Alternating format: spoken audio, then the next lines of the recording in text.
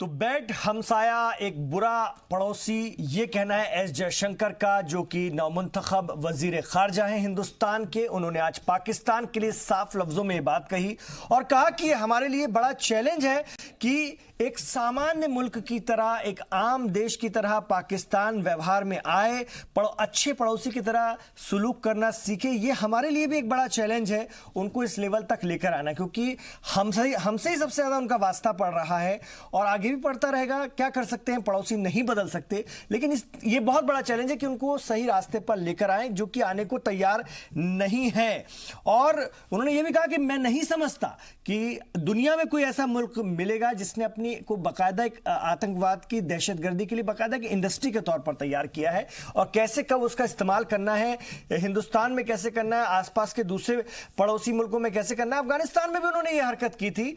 जब हिंदुस्तान वहां पर बैठा है, वहां पर लोगों के लिए काम कर रहा है, तो उनको तकलीफ होना शुरू हो गई है, क्योंकि वहां भी उन्होंने काम किया, क्योंकि वो चाहते हैं मजहब का इस्तेमाल बेहतर तरीके से कैसे किया जाए वो बहुत अच्छे से जानते हैं, लेकिन जब उनके सर पर आती है तो फिर रोना शुरू होता है। ये एक बहुत बड़ी दिक्कत की बात है। इसी पर हम और बात करते हैं। थोड़ा मैं मजहब पर आना चाहूंगा। आप लोग, तमाम लोग जानते हैं कि पाकिस्तान किस तरह से मजहब का इस्तेमाल करता है। वो मजहब के नाम पर बना हुआ मुल्क है, एकदम निहायत फेल मुल्क है मजहब के नाम पर बना हुआ, जिसने मुबैना तौर पर इस्लाम का इस्तेमाल किया और जो अपने आप को कथित तौर पर इस्लामिक मुल्क कहता है, और एक भी उसकी हरकत जो है उस तरह की नहीं है। सीधे भी अगर हम देखें तो सांस्कृतिक तौर पर वो ऐसा हो भी नहीं सकता है, तो वो हमारा हिस्सा, वो वैसा इस्लामिक मुल्क बन भी नहीं सकता। कोशिश उसने की कि अरब के नजदीक जाए, उस तरह का इस्लाम अपने अंदर लेकर आए, लेकिन वो जब ज्यादा लाने की कोशिश करता है तो सबसे ज्यादा नुकसान उनको ही होता है, क्योंकि कल्चरली भी वो ना वैसे हैं, और अगर जब उनके ऊपर आता है उस तरह का शिद्दत पसंद इस्लाम, तो फिर वहां पर भी निकलते हैं जिहादी और मुसीबत करते हैं, और वो तो हमसे ज्यादा रोज भुगतते रहते हैं। तो ये हालात हैं। एक बार मैं फिर आ रहा हूं आपके पास, कर्नल संतपाल। ये जो इस्लाम का आवरण है, आप लोगों ने तो जमीन पर इस चीज को देखा होगा। मैं सीधे तौर पर कहता हूं, जी सलाम पर हम तो सीधी तौर पर बात करते हैं, क्यों हम चीज को दबाएं छुपाएं, जो बीमारी है उसका इलाज तो होना चाहिए ना। तो मजहब का जो आवरण है वो पाकिस्तान बहुत अच्छे से इस्तेमाल करता है, लेकिन कई बार उनके ऊपर भी चीज आ जाती है तो बड़ा दुख तकलीफ उनको होती है। इससे निपटना भी हमारे लिए एक बड़ी मुसीबत का काम है। जी, आपने जो ये किया, ये जो टॉपिक मजहब का जो इस्तेमाल है, इसका मैं रिलेट करता हूं आर्मी की वजह से। जब जनरल जिया जो है वहां के मिलिट्री डिक्टेटर थे, आप मदरसों को देखिए कि आप कितने उन्होंने किए। आर्मी के अंदर वहां पे एक जूनियर कमीशन अफसर होता था, जो इंडियन आर्मी के अंदर भी होता है, जो हमारा रिलीजियस टीचर होता था, उसको उन्होंने अपग्रेड किया गजेटेड अफसर के लिए, और उन्होंने उसको मजहब को आर्मी में भी फैलाया और उसी से ही पूरे देश के अंदर फैलाया। और उसकी वजह से उस टाइम कर्नल, उनके टाइम में, जनरल जिया के टाइम में, मुशर्रफ साहब जो डिक्टेटर थे वो कर्नल साहब के रैंक पे थे, और उन्होंने उनको पकड़ा, वो स्पेशल फोर्सेस के थे, और उनको जितने भी जिहादी ग्रुप और मजहब के उसमें उन्होंने बांधा, और वहां से वो फैक्ट्री बड़ी आराम से तैयार की। देखिए, मैं इसलिए पूछ रहा हूं सर आपसे कि जो पुलवामा में हुआ था, अब कोई जिहाद के नाम पर उसको जब इतना उसका ब्रेन वॉश है,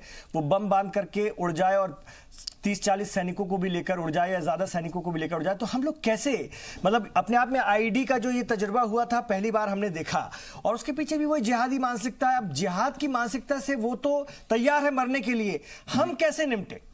अच्छा, हमारे लिए ये सबसे पहले हमें बहुत ही वो ट्रांस बॉर्डर जो है हमको जो है स्टॉप करना पड़ेगा।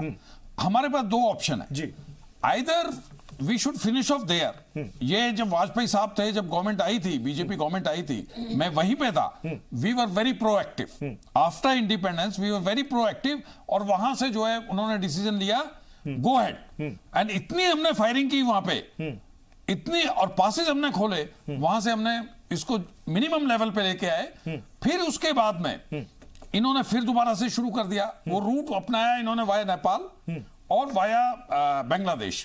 अगर हम बॉर्डर को हमने फेंसिंग भी की है, वहां से काफी कुछ कर्टेल किया है, वहां से जो आना किया है, और हमने यहाँ पे गुडविल जेस्चर, आप देखें, मैं कश्मीर के अंदर भी बता रहा हूं कि यहाँ का जो उनका माइंडसेट ना हो ऐसा, हम सद्भावना ऑपरेशन चलाते हैं।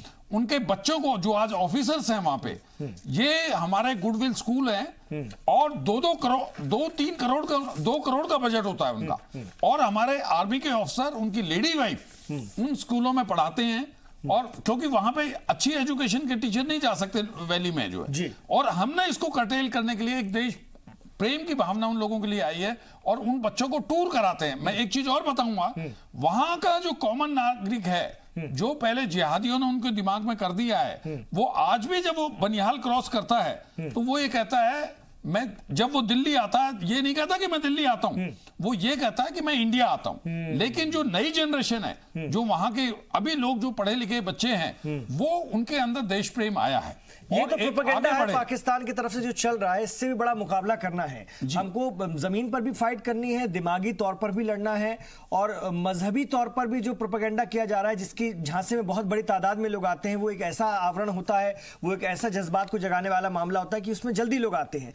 तो उससे भी मुकाबला करना है। मतलब हर लेवल पर हमें अपने बैड पड़ोसी से निपटना है, जिसका कि जिक्र एस जयशंकर ने आज किया। मैं एक बार फिर नीतू के पास आना चाहूंगा। नीतू, बड़ा चैलेंज है ये, और इस हुकूमत ने उसको चैलेंज के तौर पर लिया है, अब खुल करके लिया है। मोदी युग 2 की अगर हम बात करें, मैं बार बार युग कहता हूं कि ये अपने आप में नया हो रहा है इस देश में, और पिछले 60 सालों में जो नहीं हुआ, इसलिए इसको युग कहना पड़ेगा। अब ये दूसरा दौर शुरू हुआ है, तो क्या वही दृढ़ इच्छा शक्ति हमें इस पड़ोसी के साथ ढंग से निपटने में काम करेगी? क्योंकि सरकार के विल पावर से भी बहुत सारी चीजें होती हैं, और क्या हम उम्मीद करें जिस बिना पर वोट पड़ा है मोदी हुकूमत को, वजीर आजम को, भारतीय जनता पार्टी को, आपकी पार्टी को, क्या हमें वो नताज, वो रिजल्ट जल्दी देखने के लिए मिलेंगे? हम ये नहीं कहते कि पाकिस्तान पर चढ़ बैठो, कहने का मतलब ये है कि उसे कम से कम लाइन पर तो लाया जाए।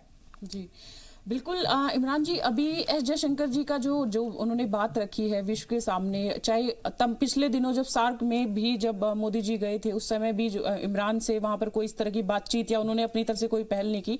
एक बॉडी लैंग्वेज से जो है स्टेटमैन एक मैसेज देता है, और वो मैसेज मोदी जी ने लगातार दिया है कि अगर आप ऐसी हरकतें रखेंगे, अगर आप हमारे देश में आतंकवाद प्रोड्यूस करते रहेंगे और हमारे ऊपर आतंकवादी हमले होते रहेंगे, तो आप इस गलतफहमी में ना रहे। वो समय नहीं है, वो सरकारें नहीं है कि जहां पर सिर्फ निंदा की जाती थी और घटनाओं की निंदा करके बात खत्म हो जाती, इसके बाद रिएक्शन नहीं होता था। आज मोदी, मैं गर्व के साथ कहती हूँ कि भारतीय जनता पार्टी कि मैं कार्यकर्ता हूं, स्पोक्स पर्सन हूं, और जिन एक्शन पे बात होती थी, जब 60-70 सालों से ये विषय होते थे कि पाकिस्तान कब वो दिन आएगा कि हम प्रतिक्रिया करेंगे, कब वो दिन आएगा जब हम हमले के जवाब देंगे, और कब वो दिन आएगा कि हम ये कहेंगे कि हमने ये हमला किया और अब हमला करके देखने की हिमाकत करके दिखाए। वो स्थिति आ गई है, और पाकिस्तान को भी ये समझ में आ गया है कि भारत अब वो भारत नहीं रहा है। अगर आप यहां से गोली, अमित शाह जी ने जो कुछ दिन पहले कि अगर आप यहां से अगर गोली भेजेंगे तो यहां से गोला का जवाब आएगा, और ये समझ भी चुके हैं। मैं एक बात और इसमें ऐड करना चाहूंगी कि हमने जब आपने जो ये बात रखी कि इस्लाम का इस्तेमाल पाकिस्तान के जो भी ट्रेनिंग, जो जिहाद का जो एक इस्तेमाल पाकिस्तान लगातार कर रहा है, लेकिन एक बात हम सब पूरे विश्व ने देखी कि पाकिस्तान में पुलवामा हमले के बाद जो हमने एयर स्ट्राइक की और सर्जिकल स्ट्राइक की जितने भी हमने जो एक्शन लिए, उसमें पाकिस्तान विश्व के स्तर पर पूरी तरह अलग थलग पड़ा है, और उसमें उसका साथ छोड़ने वाले में सऊदी अरबिया भी था। किस प्रकार अभिनंदन हमारे यहां पर, देखिए जाधव हमारे यहां पर वापस नहीं आ पाए, उसके बाद हिमराज वापस नहीं आ पाए, लेकिन अभिनंदन आए, 48 घंटे के अंदर अभिनंदन आए। इससे पता चलता है कि विश्व के स्ट्रेटेजिक स्तर पर हमने कैसी स्ट्रेटेजी बनाई, और ये पाकिस्तान को भी समझ में आया कि तुरंत उसने सऊदी अरब से मदद मांगी, टर्की से मदद मांगी, ये इस्लामिक देशों से मदद मांगी, लेकिन उसको कोई मदद नहीं मिली। साफ मैसेज था, अगर अभिनंदन की वापसी नहीं करते हो, ब्रह्मोस तैयार है, अटैक के लिए तैयार हो जाओ। साफ मैसेज था, कहने का मतलब। और पाकिस्तान खुद भी अपनी इन चीजों को समझ चुका कि विश्व के स्तर पर इस्लाम के नाम पर आप दोस्ती बना के सवाल ये भी अपना एजेंडा नहीं रख सकते। क्या सिर्फ यही तनातनी और यही हालात चलते रहेंगे? क्योंकि एक वक्त तो हमें ऐसा लाना पड़ेगा ना, जिसका जिक्र भी एस जयशंकर करे, मतलब हमें कहीं ना कहीं हमारा नॉर्मल पड़ोसी वो बन जाए। इसके लिए ये हमारे लिए तो बड़ा चैलेंज है, लेकिन इसके लिए तो हमें काम करना पड़ेगा ना।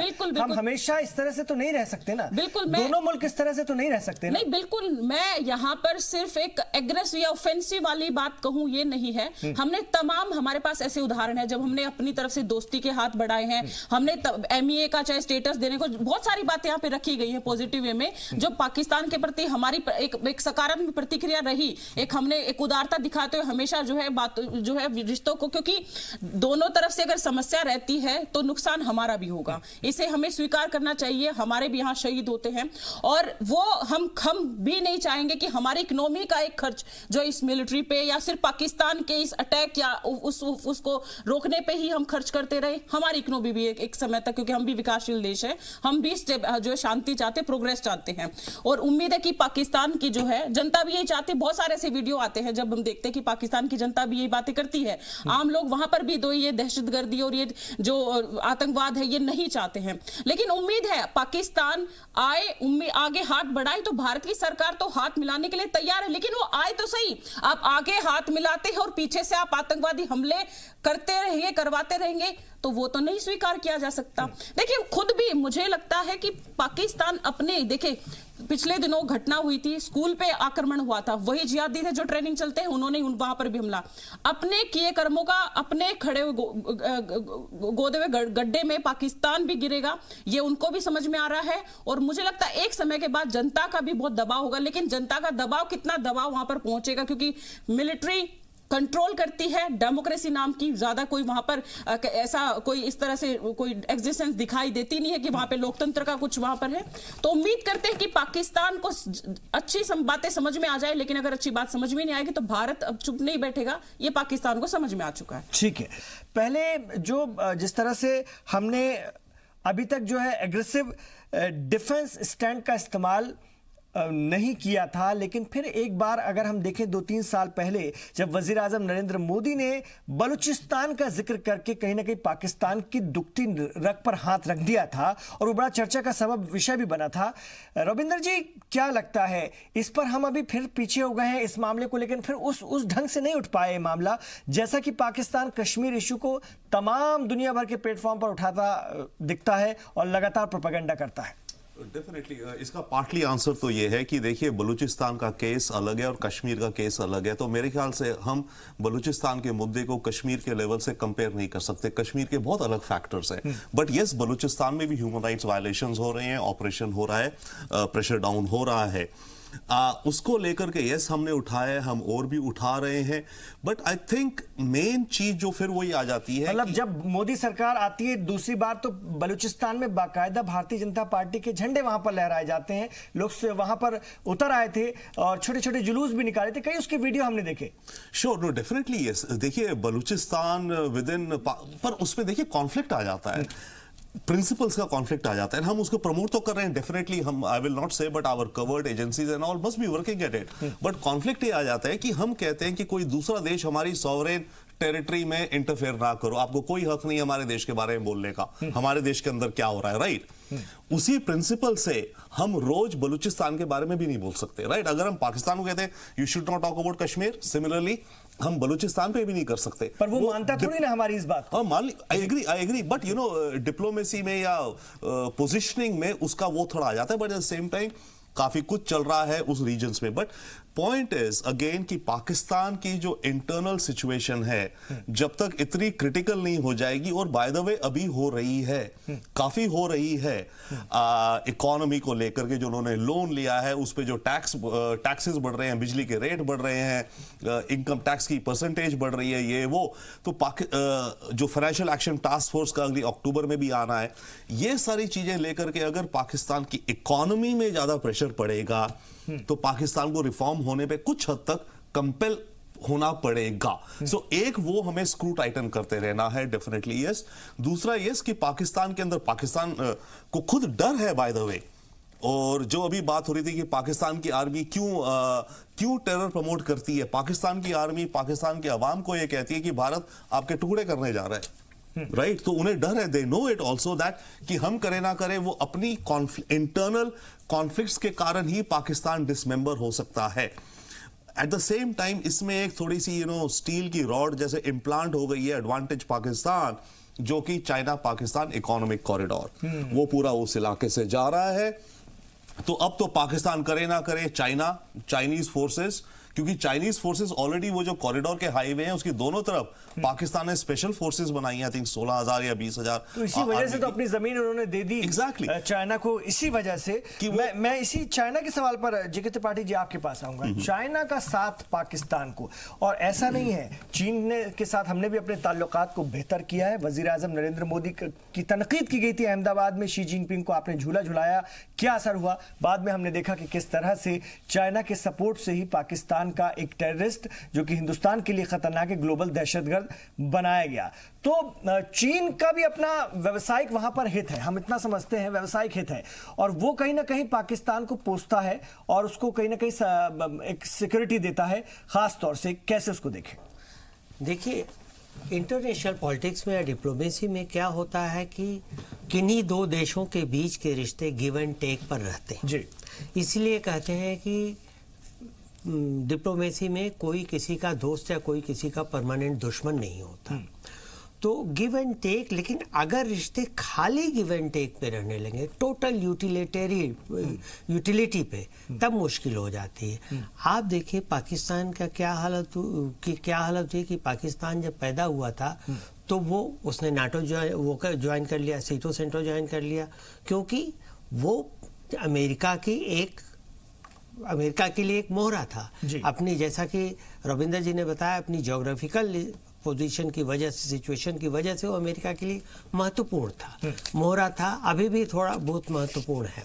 इसी तरह से 70s के उसमें काफ़ी बड़ा मोहरा बना, क्योंकि आप जानते हैं कि पाकिस्तान के मध्यस्थता से ही अमेरिका और चीन में दोस्ती हुई। अमेरिका ने चीन को रिकॉग्नाइज किया, चीन को सिक्योरिटी काउंसिल की सदस्यता परमानेंट मिली, वो सब हुआ।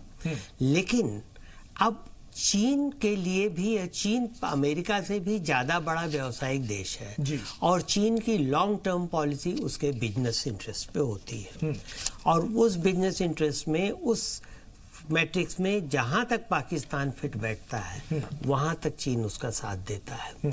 अगर पाकिस्तान उसमें फिट नहीं बैठता तो धीरे धीरे चीन किनारा करने लगता है। आपने देखा 3 साल पहले चीन का स्टैंड अजहर मसूद पे कितना तेज तर रहा था कि पता लगते ही चीन ने मना कर दिया था। फिर जब गोवा में ब्रिक्स की समिट हुई तो उसमें चीन का स्टैंड थोड़ा सा हल्का नजर आया। पिछले साल इसी मामले पर चीन का स्टैंड और हल्का रहा, और इस साल आपने देखा कि चीन ने अजहर मसूद के मामले पर हामी भर दी। इसी के साथ आप देखिए बालाकोट के बाद सतपाल साहब, हमारी बात को सतपाल साहब शायद वो तस्दीक करें, बालाकोट के बाद पाकिस्तान ने चीन से रिक्वेस्ट की थी कि सैटेलाइट इमेजरीज हमें दीजिए ताकि हम इंडियन आर्मी के एस्टेब्लिशमेंट की लोकेशन देखें। चीन ने मना कर दिया था। ये बहुत बड़ी बात है। मतलब ये मोदी सरकार की जो खारजा पॉलिसी है, क्या उसकी एक बड़ी कामयाबी है? जी, उसकी बड़ी कामयाबी है, और ये धीरे धीरे होगा। देखिए, अभी चीन का हित CPC में लगा हुआ है, चीन की $65 बिलियन की उसमें इन्वेस्टमेंट है, और भी होने की उम्मीद है।